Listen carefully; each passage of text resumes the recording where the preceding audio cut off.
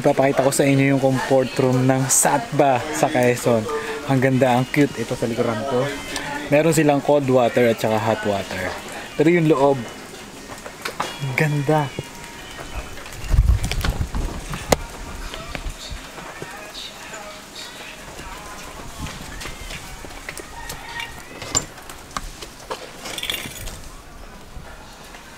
Diba? Ito yung itaas niya.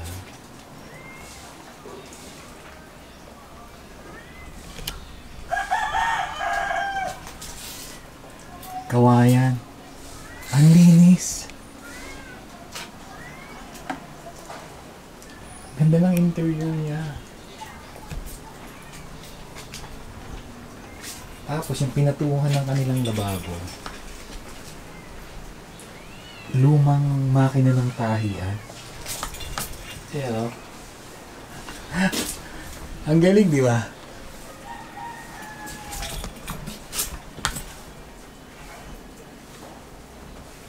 Ganda.